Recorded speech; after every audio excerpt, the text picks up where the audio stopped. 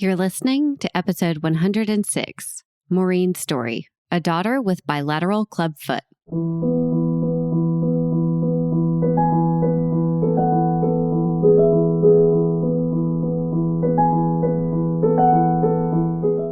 Hello, my friends. I'm so glad you're here today. I am going to introduce you to Maureen today, and she is the mother of 3 kiddos. They have a 9-year-old, a 7-year-old, and a 3.5-year-old. And she, during her 20-week ultrasound, found out that her daughter had clubfoot. And if you're like me, it's like, I know what clubfoot is, but I had no idea what families actually endure. And she's going to get into some of what that looks like. You're going to hear B&B, which is boots and bar. And she's going to explain what that means, and serial casting and surgery and doctor's visits, and the amount of parent intervention that has to take place in the first 4 to 5 years of these kiddos' life is just intense. It's a lot. And Maureen shares all of that and her expertise. So I'm so glad that she's here. And here's our conversation.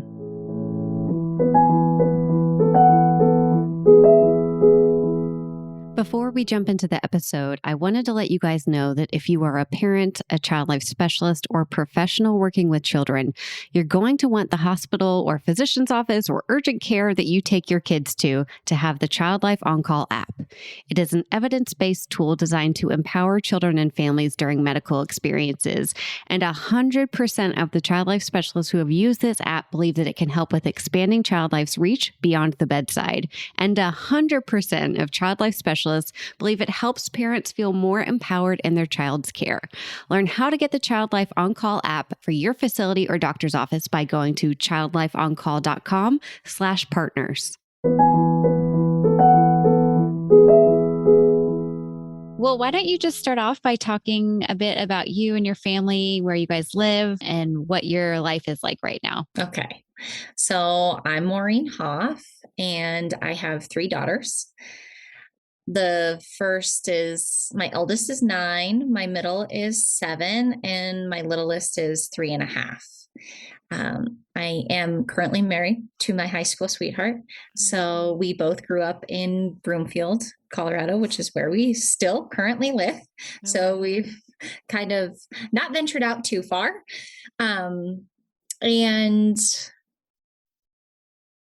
yeah, our life is pretty normal. I mean, there's a lot of drama. There's a lot of, with having 3 daughters, there's a lot of communication going on all the time. And that's been a big change for me because I grew up with 3 brothers. So I didn't have a sister dynamic growing up.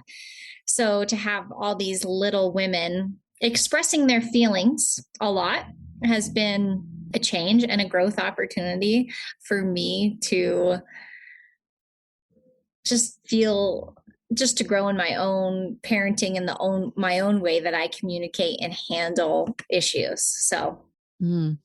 I feel that. And I have a boy and a girl, and my 3-year-old is my girl. But I mean, people told me, oh, girls are very expressive. Mm-hmm. And I'm like, well, we'll see, and oh yes, she is expressive. That's a good way to put it. So I can imagine having I feel like 3. That's the nice way of putting it in our house is expressive, because there's a lot. My husband one day was like, do you think we can go one day without crying? And I was like, babe, I don't think we can go 1 hour without tears. At that point they were younger. And so everything was just meltdown city. So it's like, you're living in a dream world. And I like that freedom to be able to express how you're feeling, but sometimes it's just overwhelming to be the person that is kind of taking all of those feelings, and they're all directed at you. And you're like trying to manage everybody and their emotions while also managing your own emotions as a human. So. Ooh, that's a good put it. Like, you're the person who has to receive all of it. Right. And there's not a lot of freedom in that. Like, it's decided. Receiving. Yes. That's a good way of putting it. That's right. So I'm receiving a lot of emotions every day. Oh, man. Well, tell us kind of about why you reached out to be on the podcast, and what kind of experience within your family we're going to be talking about today. Right. So I reached out because my daughter was born, my third daughter was born with a birth defect called clubfoot. She has it in both feet. She was born in 2018 and she was diagnosed in utero. So at our 20-week scan, we went in and it was funny because we had two girls and older girls. So we were very like, um, concerned about the gender. So we had decided we were not going to find out the gender, right? Mm-hmm. So we had gone into the scan and that was like our big thing. We were going to not look at the screen and like not find out because we just didn't want like that to be the whole thing. Like, oh, do you want to have a boy? Do you want to have a boy? Do you want to have a boy? Like it was just more like she or the baby was going to be whoever the baby was. I just always assumed it was going to be a girl. So for me, it wasn't a surprise, but we went in for the scan and we spent a lot of time, just thinking about that because our two older daughters were very typical. Everything was as it should be in the scan. And during that scan, the ultrasound tech like went down to her feet and was like, oh, well, let's look back. Like we're going to come back and check this out because babies are very bendy in the womb but her feet look like they may have club feet. And so at that moment, I like literally was completely silent. Like my husband was just looking at me and was like, are you okay? And I didn't say anything for the rest of the scan, which if you know me means like something was off. Like when I get really stressed out, I am a very internal processor. So I immediately just kind of close off. And so I was just sat there thinking like, okay, she's going to come back and it's going to not be what she thought it was. Like she's going to go back and she's going to go, oh, nope, she was just in a weird position. And we'd also spent the whole time like looking away from the screen while she was in the region to determine what the sex of the baby was. So it just was very, very surprising and very, confusing. Like we didn't know what that even meant. And then I felt like the ultrasound lasted a lot longer because I think she was looking for other congenital issues that could be associated with club feet, which we obviously didn't know about at the time. But then by the time she went back and she was like, yeah, I'm still seeing the same thing. So I'm seeing that she has club feet, meaning that her feet were turned inwards and upwards. So they never like moved down into a foot position. Mm-hmm. So the foot was turned inwards and up towards the ankle. So almost kind of like, I guess, like a golf club, right? So you kind of the head is turned in. But at that point, I had never actually heard the word clubfoot before. We had no genetic, like there wasn't anyone in our family, any family history, like, so we had no idea. And I was literally picturing like a foot with no toes that like looked like a golf club, right? Because I immediately jumped to this like worst case scenario, which is very my personality as well. And my husband was just kind of like deer in headlights. Like, so we get back to the room, we're meeting with a new OB. It wasn't my regular OB. And she comes in and she's like, so I see that she, at this point we didn't know it was she, but she is she. So we, that your baby is going to be born with clubfoot. And I had to Google what the treatment was. And so we were like, okay. Wait, the doctor said I had to Google what the treatment was? Right. Oh, okay. So that didn't give us a whole lot of confidence in what we were supposed to do next. But at this point, I was just an emotional wreck. And so I didn't know. So this is a new OB that we had never met. And she's telling us that, she had to Google what the treatment was, which is the Ponseti method of treatment, which is serial casting, and then a surgical procedure and bracing for up to 5 years. So it's a lot of heavy lifting up front for parents. So she said, well, we're going to send you to the fetal. We're going to go do like a fetal ultrasound down at a different clinic just to ensure that this is actually what that they're seeing the same thing that we're seeing. So we had that scheduled for, I think, like 2 weeks after, because this was right before Christmas. And so everything was kind of closing. And of course, they said, like, don't Google it. Don't. It's just very funny now that I think about that, because she Googled She it. Googled. She That's not Googled, but she told fair. me not to Google.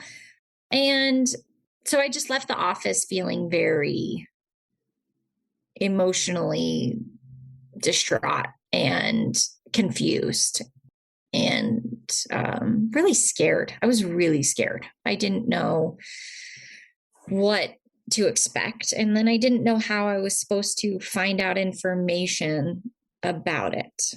So we just left that. And I remember just thinking, like, where do I go from here? Like, what do we do now? And I didn't want to tell everybody yet in our family, because we were waiting until we had the confirmation ultrasound just to make sure that that was what it actually was. So then there was a lot of like feeling really isolated while I went to all these different Christmas events with all of our families, and not telling, and everybody going, oh, do you know the gender of the baby? And us just going like, it was just a really overwhelming time for sure. Yeah. Yeah. Wow. And so how soon after was your confirming ultrasound from that first one? I think it was about 10 days. I mean, I just like the waiting that you have to go through and not having anything. And I would have ended up Googling regardless of what they said. So did you? So we did. Of course. And my husband for sure did. He like left, he like Googling while we were in the office, right? So he took on the research role. Well, I mean, for that like first 3 seconds until I was like, I just had to like emotionally process first and then jump into looking at it.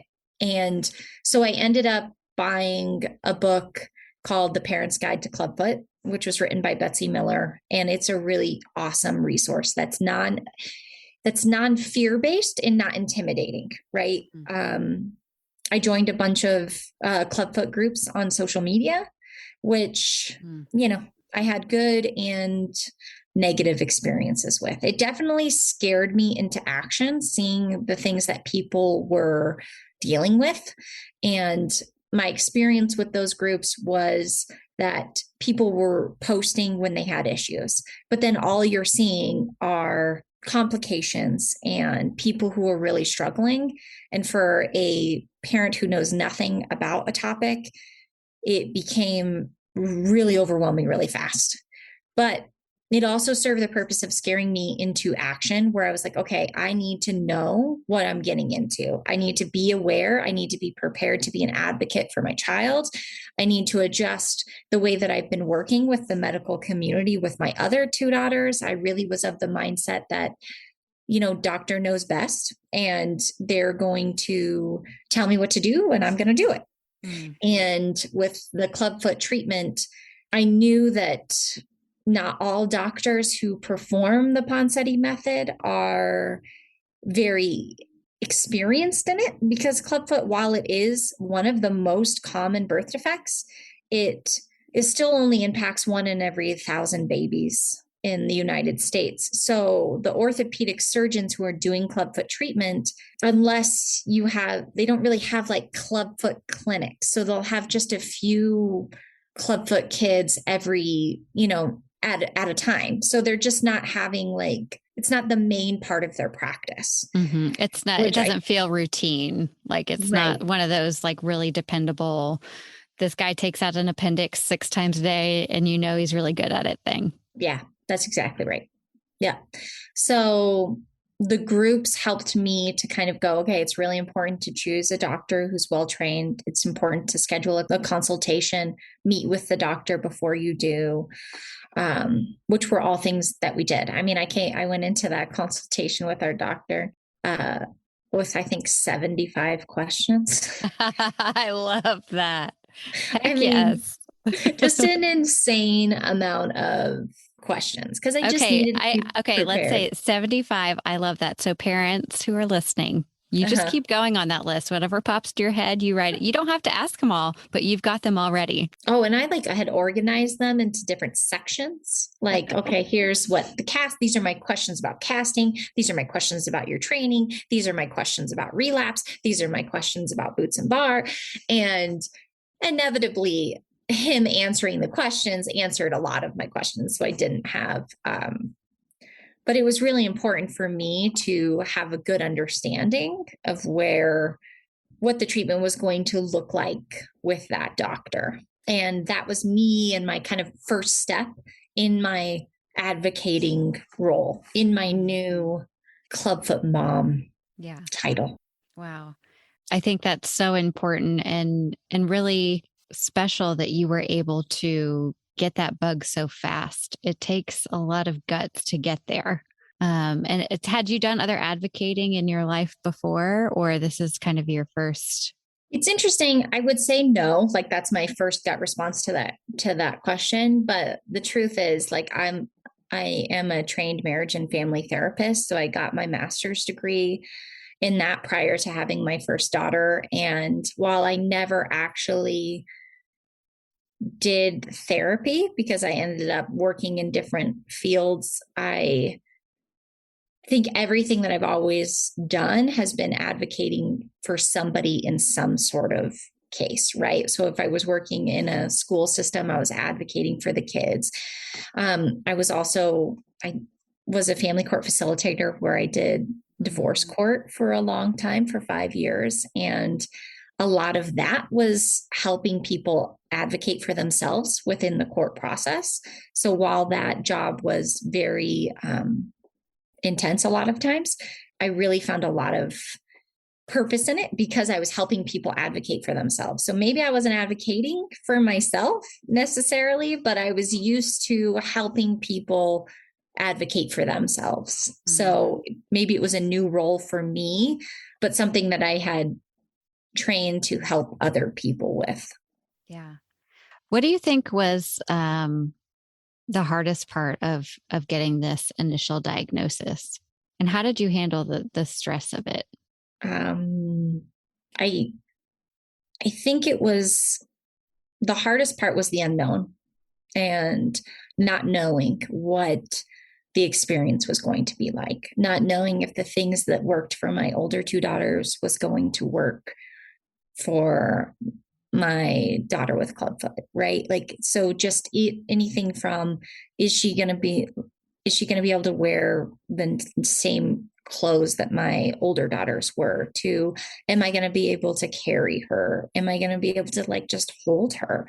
Because the casts that they put on for the serial casting are plaster casts and they're thigh high. So they're from foot all the way to thigh. So there was a lot of fear around, am I going to be able to have a typical experience? And am I going to be able to literally do this? Like that part was, the self-confidence piece was really hard of going, can I handle this? Like, am I prepared for what this medical treatment is going to involve? Because it is very labor intensive on parents. And I didn't know that up front, but as there was just this feeling inside of me, like, can I do this? Like a lot of self-doubt. And how I managed the stress, I don't know if I managed it very well. Like, honestly, the remainder of the pregnancy was pretty intense.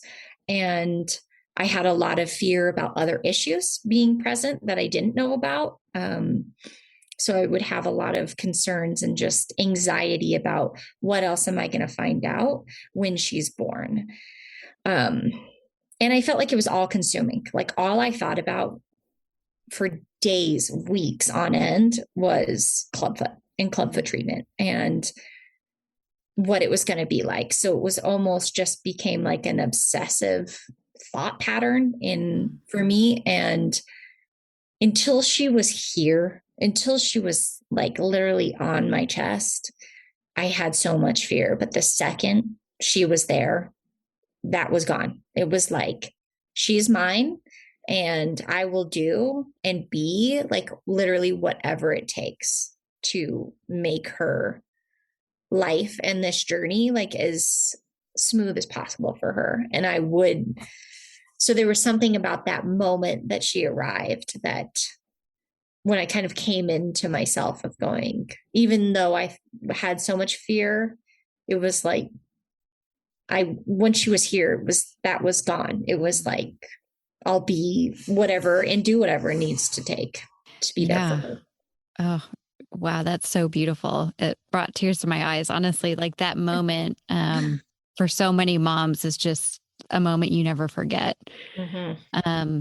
And it's hard to bond with your baby while you're pregnant to begin with. And then other moms on this podcast have said, especially when there is a medical concern going on, you just feel so disconnected. Like how could this happen? Did I do this? What caused this? So, it's so many things that impact that relationship before they arrive. That's right. And yeah, I think there is a lot of that feeling of, did I do something? Like I'm responsible. She's growing inside of me. So how am I not responsible for this? And as much as we like to say, like, and the doctors will all tell you it's not your fault, you didn't do anything, you still are like, your body is growing that child. So that connection was more difficult after I had heard about the diagnosis because, like I said, I also had fear of other things that I didn't know, like what else was going to come up. What if this wasn't the only thing? Because once there was one thing wrong, I thought, well, what else could be wrong? Right. Like, yeah. Oh, that is a scary feeling that you have to live with. And it's really hard to adjust to. Right.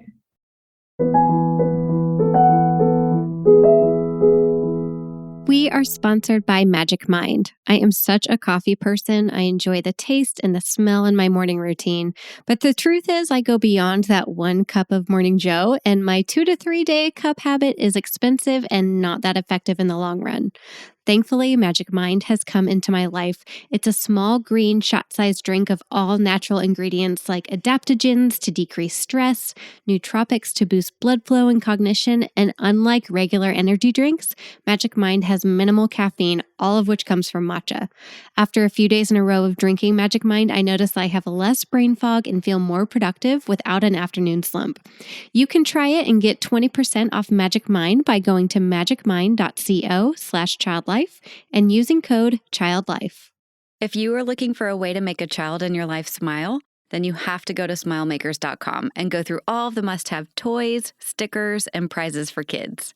You'll find everything you need to make the hospital, waiting room, or even your own living room more fun with games, crafts, and prizes for every occasion.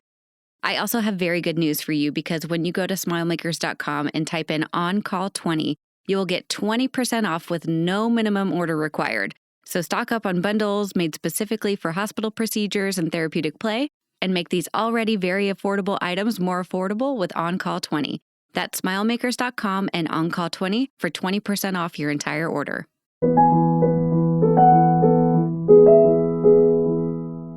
So she arrived, and you've mentioned a little bit about just the workload that comes on parents with Clubfoot maintenance and treatment. Yeah. Tell us a little bit about that. Yeah. So the Clubfoot treatment starts really early. So ours started at 13 days. So she was 13 days old when she got her first set of casts put on. So the Poncetti method was created by a doctor named Dr. Ignacio Poncetti, who I'm like, is, a hero in my life now because because before his method came, it was really like a surgical. So they would almost like, cut into the foot and reposition all these tendons and ligaments in the foot. And it just created the potential for so much scar tissue at such a young age that then, once there's scar tissue, it's really hard to correct scar tissue without creating more scar tissue. So a lot of adults with clubfoot who had surgery, they found had very painful feet later in life. Some I know didn't, but the Poncetti method he created was where it was like gentle manipulation. So I kind of akin it to braces, right? So you put braces on your teeth and it slowly moves your teeth into the straight position.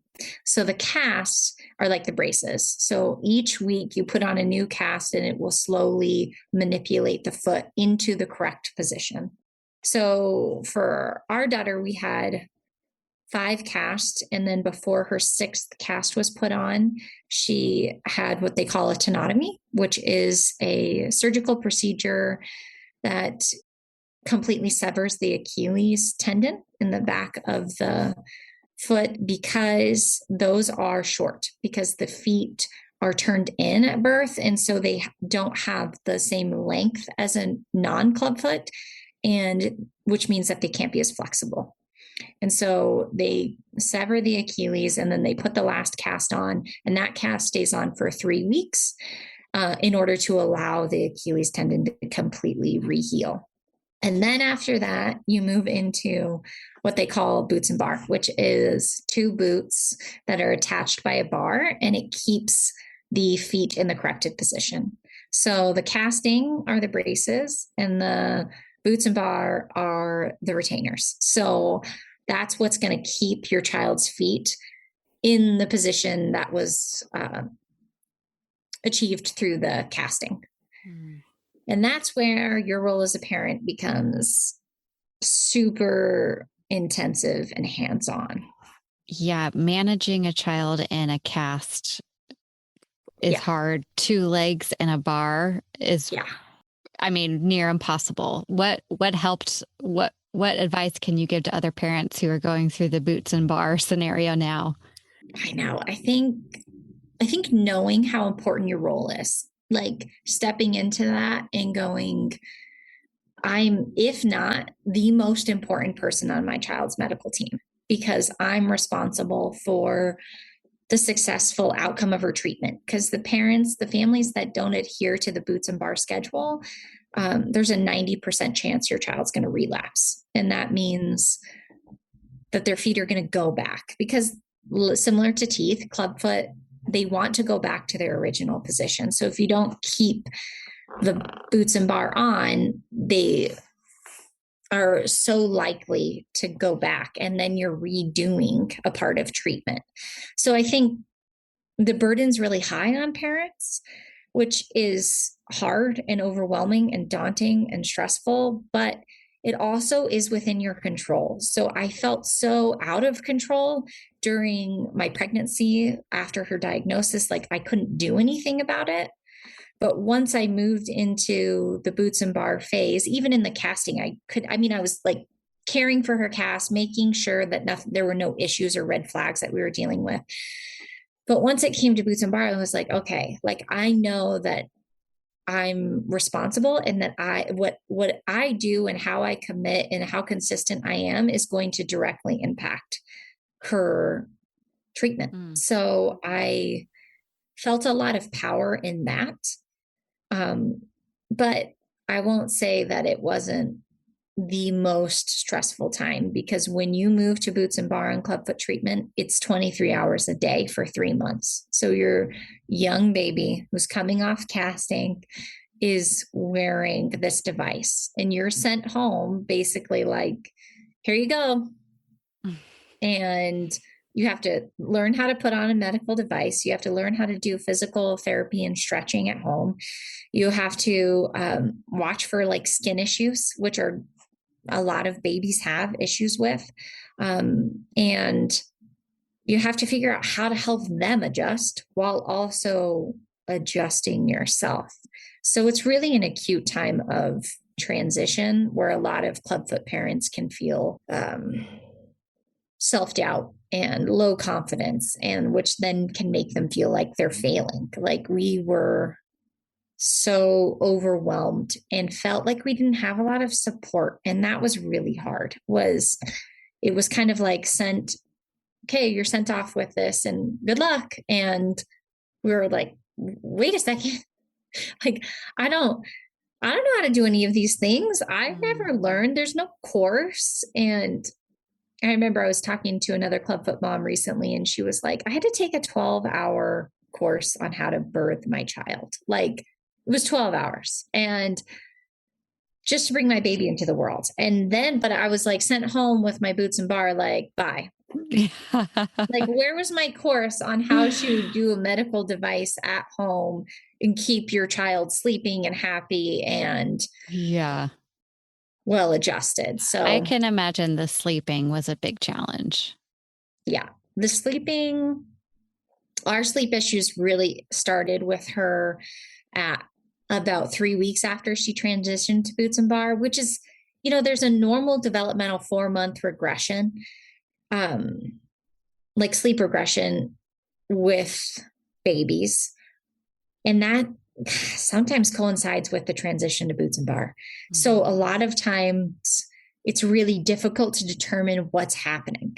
Right. And for us, there was this like a lot of guilt of, I need to do everything I can to help her sleep because I'm putting this device on her and I'm making her wear this. And so for me and my husband, I think we definitely overcompensated in helping her sleep, which we didn't do with the older girls. And I think it created some bad sleep habits, but we just didn't know. We didn't know whether it was the boots that were causing her not to sleep. We didn't know whether she was uncomfortable or the bar length wasn't long enough or the boots or her skin issues were causing problems. So we just felt so much anxiety about that. And I think it led to sleep problems for us. I think I'm glad that you mentioned that because I think there's a lot of overcompensation that can happen, even with food, with sleep, with extra TV and tablet time. I think that's a really normal thing for parents to want to do. Yeah. I really do. Yeah. So tell me about after the boots and bar and what her treatment has looked like since then. Right. So she's 3.5 now. Mm-hmm. So right now she is still in boots and bar at night and nap time. So with the boots and bar schedule, it usually goes 23 hours for 3 months. And then there's some sort of graduated schedule. For us, that looked like 18 hours for 3 months. And then it was 16 hours for 3 months. And then we went down to 14 hours right around when she was a year old. And so we've really been, you're supposed to be in 12 hours from about 1 until you're done with bracing. For us, that's always been a little bit more because we have decided to maintain any consistency, whenever she's napping or in her sleep spot, she will have her boots and bar on, because I just didn't want to run into that problem of like, especially as she's gotten older, like, why do I have to wear my boots at night, but not during nap time? So at this point, she is still napping. So she's still wearing them. Yeah. During that time. It's one of those cues too. It's like, hey, it's sleep time. It's boots and bar time. They go together. And I think that was the number one thing. And that's what I try to stress with new Clubfoot parents is like, yes, the transition is really hard. Boots and bar can be really difficult and overwhelming, but the consistency up front is going to pay off long-term. Like we haven't had issues with her going, I don't want to wear my boots or any sort of resistance, I think, because that's all she's ever known. So like she doesn't have any other frame of reference. So for her, sleeping means boots and bar. And I actually think we're going to have a more difficult time transitioning out of it because it becomes like a sleep cue or a safety blanket or whatever that is that she sleeps with. When she has to sleep without them, I think it's going to be a transition, and it'll be interesting to see. She does say at this point, she'll go, she'll explain like, this is my boots and bar, but when I'm older, I get to sleep with my feet. Like, just my feet. Like she doesn't sleep with her feet now. And I'm like, you mean you get to sleep without your boots and bar? She's like, yes. That's adorable. When I get older, I sleep with my feet. So. Well, Maureen, you definitely saw a gap for parents. You saw a big hole where there were a lot of questions without a lot of answers. And so tell us about what you've created for parents. Right. So during that really intenseful, stressful 23-hour wear, I remember just being desperate for other parent experience. And because that's where I found so much value. I had a couple of Clubfoot moms that were on the same journey as we were at the very similar timeframes, and they were literally my lifeline. Like we would spend hours messaging each other, like, what are you doing here? How are you adjusting this? Are you crisscrossing the straps on the boots? What are you doing for skin issues? Like that amount of communication was so important for me that I wanted to almost kind of bottle that up and put it into a resource that parents could access on their own and feel like they were talking and listening to another parent. Because while Betsy Miller's book is amazing and it's very thorough and medical, it wasn't based in parent experience. And I felt like that was where there was this disconnect sometimes. There was this gap between what the medical community was giving parents or telling them about Clubfoot and then what parents were actually experiencing at home. And what I started to see was that there was all this information about casting and how to support, how to find a good doctor. And while I am 100% on board with how vital that is, then there was always this almost kind of footnote, like, but your child has to brace until 5.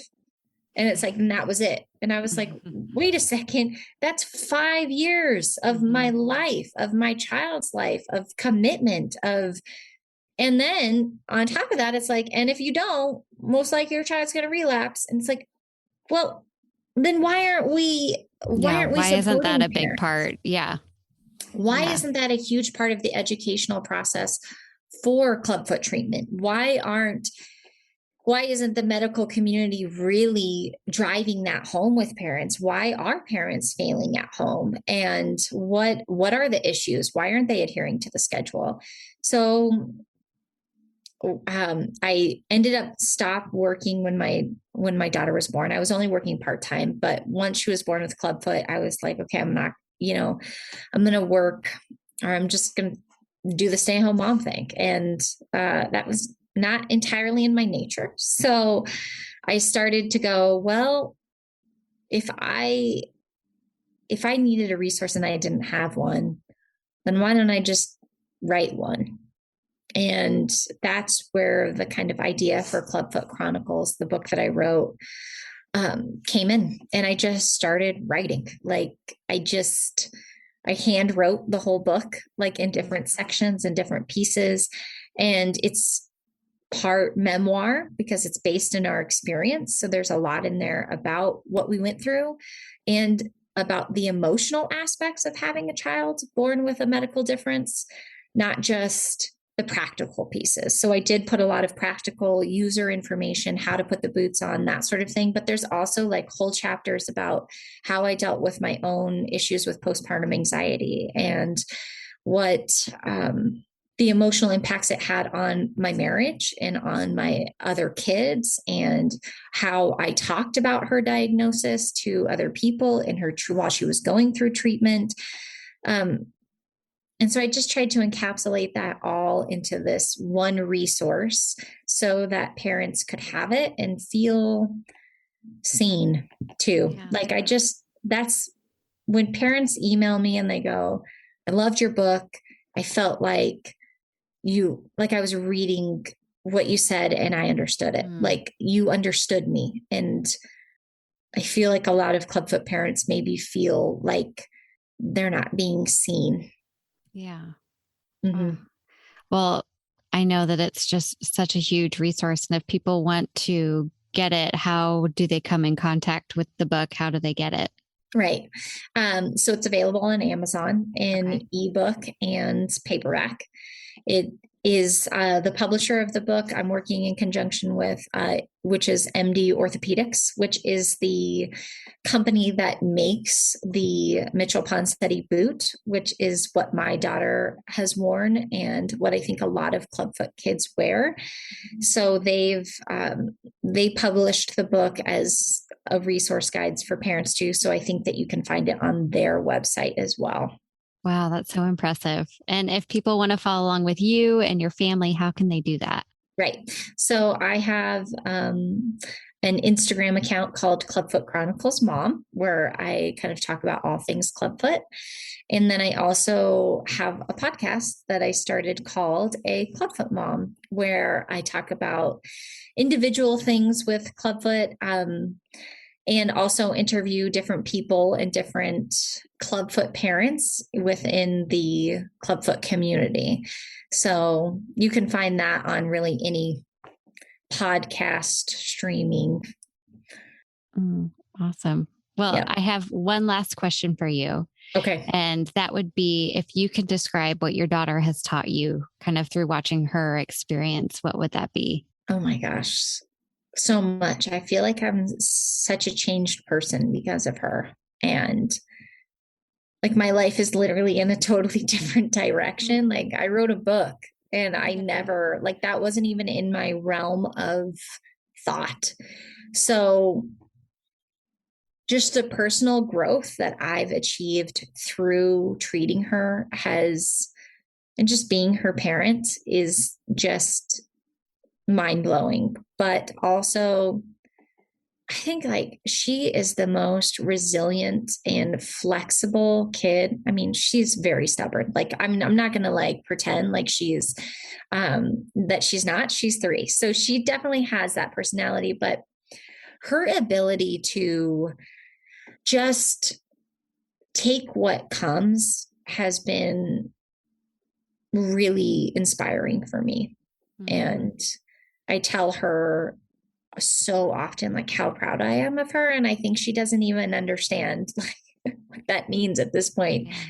But I think just her ability to trust me and trust the people around her to do the right thing for her has been really powerful to witness. So I love that. Yeah. These kids for sure teach us more about ourselves than like there's anything we could ever teach them. I know. It's incredible. Thank you so much for being here and sharing your story. And I know there's going to be lots of moms and dads and caregivers and grandparents that find this really helpful. So thank you so much.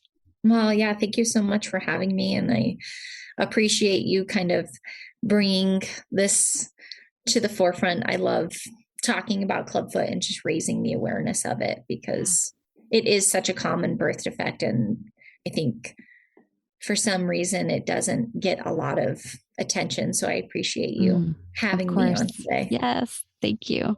Yeah.